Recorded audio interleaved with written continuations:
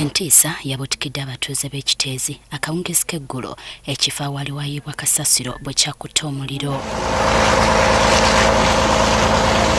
Omuliro guno gwakutte ku ssaawa nga 2 ez'ekiro wabula eky'omukisa omulungi mmotoka eziguzikiriza zaatuuse mu bwangu okutaasa embeera. Zino zazikiriza omuliro okumala akabanga era bugenza okukya ng'omukka gwe gunyooka. Mu kifo kino abakulembeze ab'enjawulo nga bakulembeddwamu Minisita omubeezi owa Kampala Kabuye Kyofa Togabye baatuuseeyo okulaba embeera nga bw'eri. Wetutuukidde mu kifo kino ku makya ng'abantu ab'enjawulo bakuŋŋaanye dda era abeerabiddeko n'agaabwe buli omu atankana omuliro kwe gwavudde. Kireetebwa bantu bennyinnyira ab'ebiwaya ne bajja ne bookya ne baguleka kati bwe baguleka bagukubakuba ne gunyooka omukka ne babuuza nti guzikidde wayita essaawa nga 3-4 ne gutandika okutuntumuka. Bagobawo kasasiro wano naye abantu bakyakukussa baleeta kasasiro mu nkukutu ab'obuwiribaro n'ab'obugaali.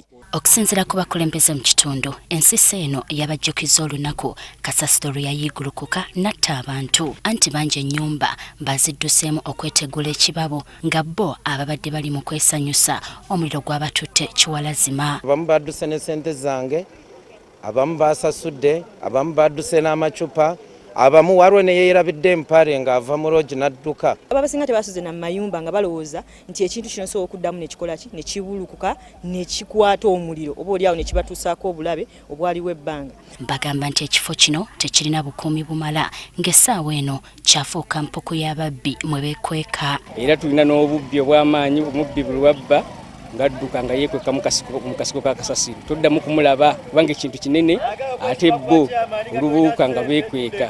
Ekisinga okubakwasa ennaku kwe kubanga buli lukya ebizibu bya kasasiro ono byeyongera kyokka nga gavumenti yalimba abo abaafiirizibwa ebyabwe kasasiro bwe yayiigulukuka nga bwe yali egenda okubaliyirira. Ekintu ekyo kikulu bakaba kituufu tebannaba kubasasula. Simanyi lwaki tebannaba kubasasula kuba ekyo kyasukka level ya LC kati kiri waggulu. Amalala gamenyebwa nga bayisaawo emmotoka eza emergency za rescue paka olwaliro tebannaba kusasula kategori zonna n'abaali abapangisa nga bafiirwa ebintu byabwe. Kati batusindikira bavaliwa ne bajja ne batugamba nti bagenda kusasula abantu bali ennyumba ezaabotikirwa okuva mu mwezi gw'omunana omwaka guli tebasasulanga bantu. Mbwera baali babasuubiza kasasiro okumuseeteeza olusozi lwe yakola luveeyo kyokka tewali na kimu kyali kikoleddwa. Ne batugamba nti mu nnaku ntono ekisaaniko kino kijja kuba kikoze eki kivuddewo.